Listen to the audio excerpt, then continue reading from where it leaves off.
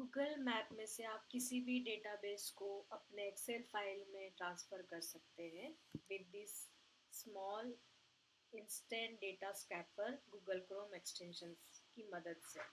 So first of all आपको क्या करना है, आपको जाना है गूगल पर जाकर आपको सर्च करना है इंस्टेंट डेटा स्क्रैपर एक्सटेंशन। जैसे ही आप सर्च करते हो तो आपको ये फर्स्ट वेबसाइट दिख जाता है क्रोम वेब स्टोर से इंस्टेंट डेटा स्क्रैपर, उस पर आपको क्लिक करना है। देन आपको instant data scraper extension Chrome browser में ऐड कर लेना है। So you have to add it, you have to click the add to Chrome button, then your extension will be get added to the Chrome browser. आपका extension यहाँ पे आपको दिखेगा instant data scraper. यहाँ पे मैंने ऑलरेडी ऐड करके रखा है, सो इसलिए मैं वो स्टेप्स आपको दिखा नहीं रही हूँ, बट आप इस तरह से instant data scraper extension Google Chrome से डाउनलोड करके आप अपने क्रोम ब्राउजर में ऐड कर सकते हो। एक बार ऐड करने के बाद आप उसको पिन कर दीजिएगा सो दैट आपको यहाँ पे एक्सटेंशन दिखेगा। इसके बाद आपको क्या करना है, आपको जाना है गूगल क्रोम पर, आपको सर्च करना है google.com और फिर आप जो भी डेटा देख रहे हैं गूगल मैप से आप उस पर सर्च कर सकते हो। फॉर एग्जांपल सपोज मैं कॉलेजेस के लिस्ट का डेटा मुझे चाहिए, तो मैं यहाँ पे सर्च करूँगी colleges in Pune location. Suppose मुझे कॉलेज की लिस्ट चाहिए लेकिन वो पुणे लोकेशन का होना चाहिए, तो कॉलेजेस इन पुणे इस तरह से डालने के बाद आपको जाना है मैप सेक्शन में।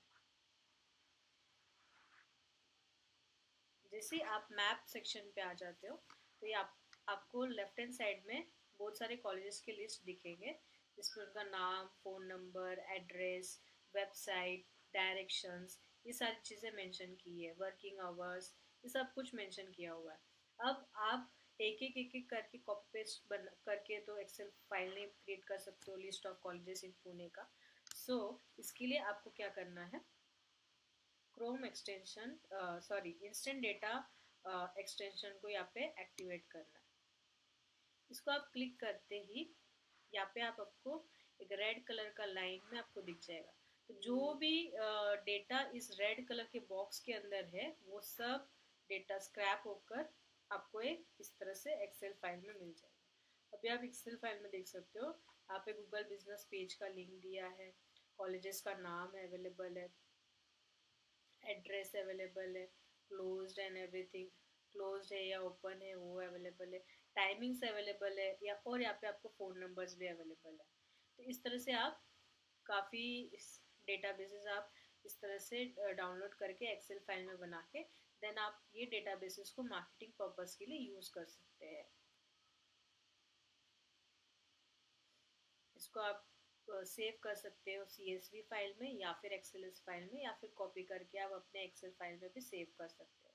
तो यहाँ पे आपको रिपोर्ट्स भी दिखाता है कि कितना पेजेस कितना डेटा कलेक्ट हुआ है। सो रो कलेक्टेड 29 डेटा आपको एक पर्टिकुलर ऑपरेशन में आपको कलेक्ट होके वो एक्सेल फाइल में दे रहा है and 1 page is scrap.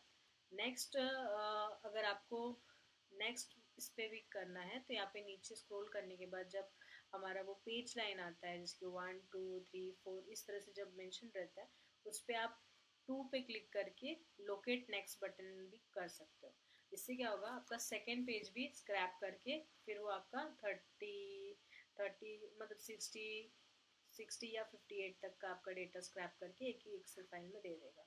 But मैं आपको रिकमेंड करूँगी कि आप सिर्फ और सिर्फ एक टाइम पे एक पेज स्क्रैप कीजिए, 30 डेटा कलेक्ट कीजिए, फिर सेव कर लीजिए, फिर बाद में आप वहाँ से एक मास्टर एक्सेल फाइल बना लीजिए जो आपको बहुत ही हेल्पफुल रहेगा फॉर डेटा मार्केटिंग के लिए, like WhatsApp marketing, SMS marketing या फिर ईमेल मार्केटिंग के लिए भी आपको बहुत ही यूज़फुल रहेगा।